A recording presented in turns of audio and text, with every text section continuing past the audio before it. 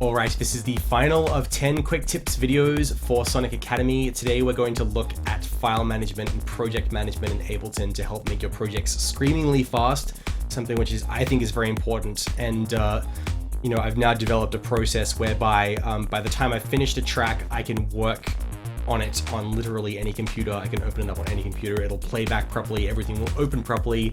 And I can also come back to the project in like 10, 15, 20 years time and everything will be there. And that is something that's very different to how it used to be.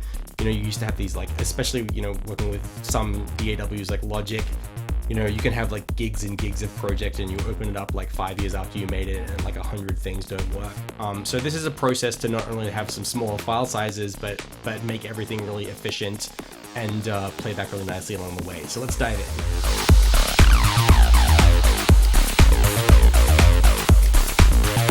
One of the sad things about my projects from many years ago is that if I were to try and open them up today, a whole bunch of stuff would just be broken and it would be very hard to piece the whole project back together. And in more recent times, optimizing my projects has become a bit of an obsession of mine. Firstly, because, I am dealing with not only my own projects, but a lot of other people's music now. So that hard drive space really starts to rack up after a while. But I also realized that if your computer is working really, really hard to just play back the project that you're working on, and especially if you're getting audio stutters or, anything like that, it actually does get in the way of your creative flow a lot because you want everything to be sort of lightning fast when you're working on stuff, or it can actually sort of make you hesitant to work with the project. When a project is really clunky and a whole bunch of stuff is just really, struggling, it does tend to interrupt the creative process somewhat. So I want to give you a quick play of this. We've looked at this project in one of the previous videos. This is there's 44 tracks in this, and there's still some more work to be done. There'll probably be a few more than that in the end. But let's give it a quick play when everything's playing together.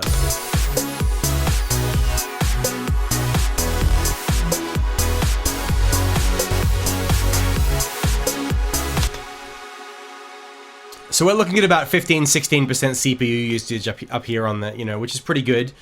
And so basically, what I'm doing nowadays more and more is I'm not leaving things in MIDI forever. I'm sort of putting things on the page and then, getting them to a state of audio at some point.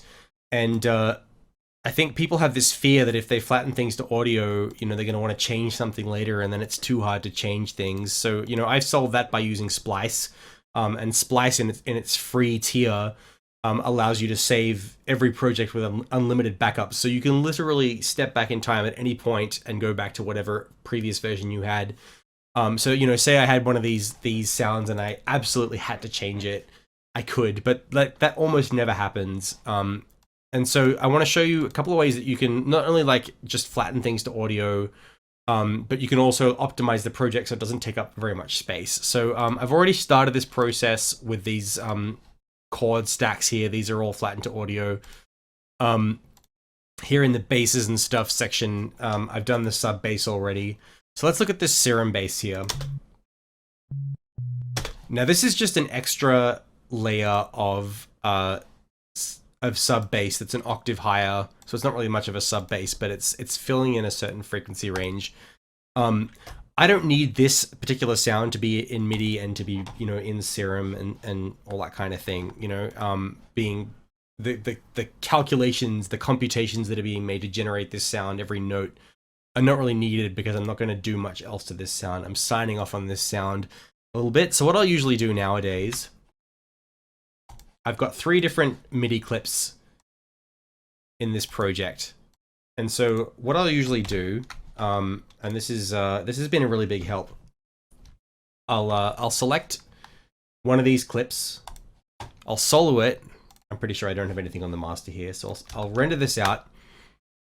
I'm rendering these short clips to audio as FLAC.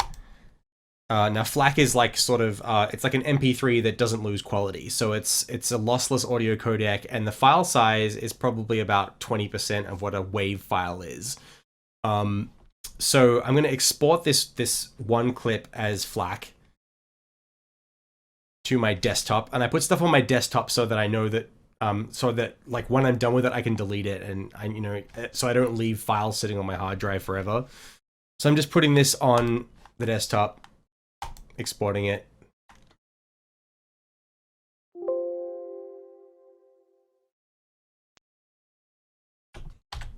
Here's that next pattern. This is the breakdown.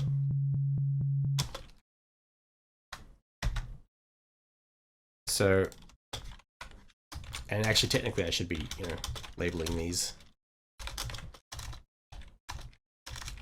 So let's just call that sub 2A.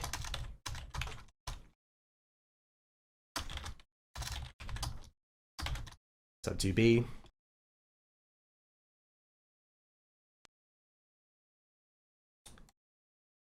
And then here's the C, which is the sort of the third pattern that I have this instrument playing.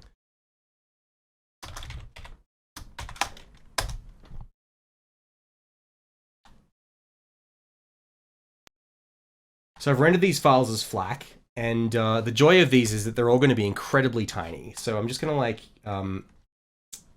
bring these files in now.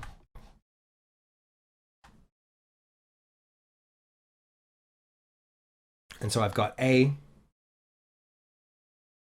I'm not warping this.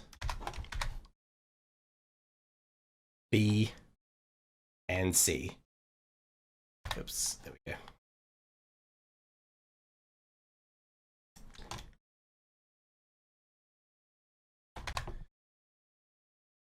Now, size-wise, these are all in the hundreds of kilobytes. They're nothing.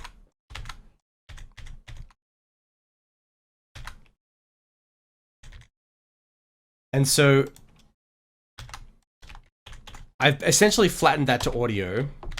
And what I might do, I haven't done it for this particular project, but what I'm getting more into doing is, say, this sub MIDI, I might just like copy that whole pattern,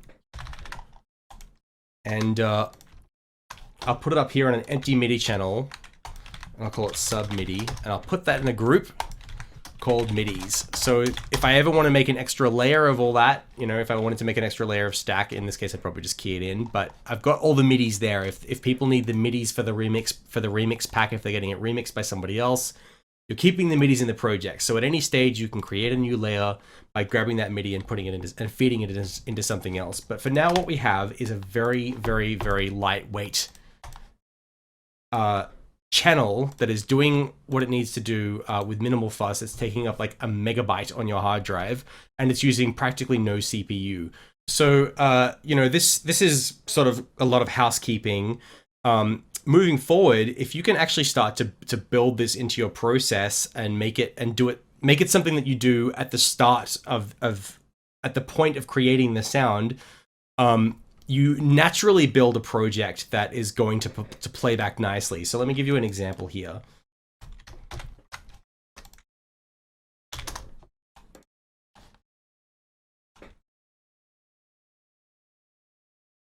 I'm going to make a new pattern here, which is just an extra layer for this stack with some melody.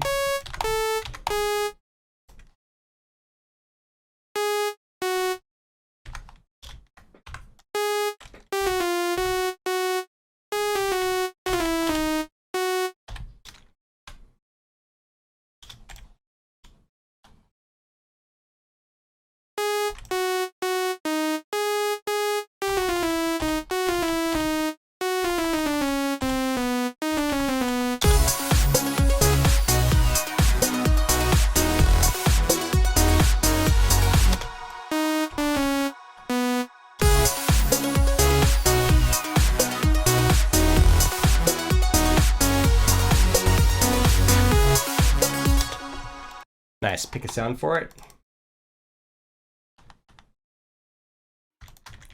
I'm gonna put that over here.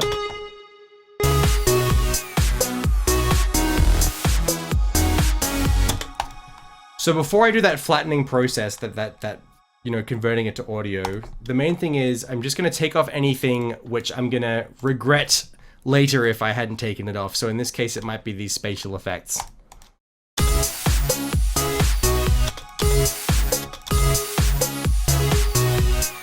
or at least pull back on them and make sure they're not overpowering.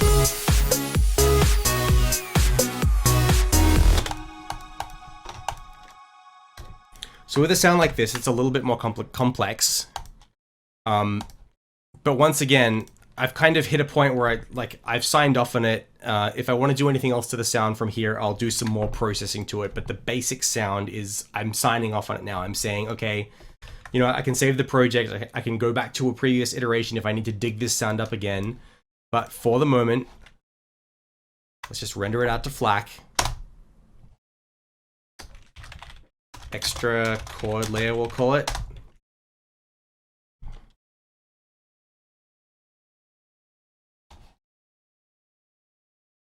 I'll grab that, throw it in. I'm not warping it. And so this time it has a tail.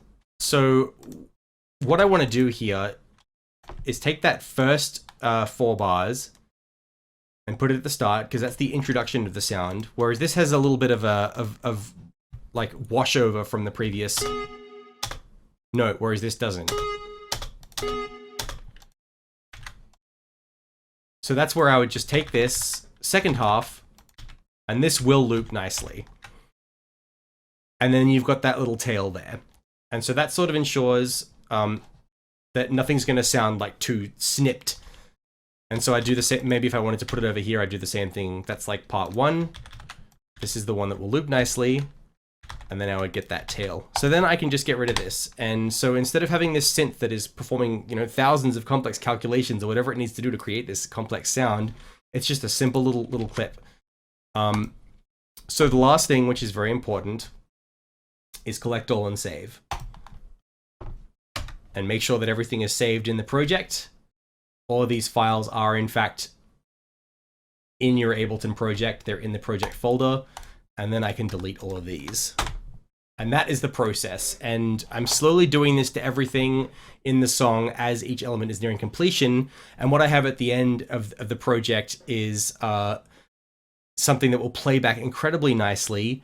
What I tend to do nowadays, like when finalizing a project before putting it out, is actually making it so that pretty much everything is flattened down. It's like it's like highly efficient, plays back nicely.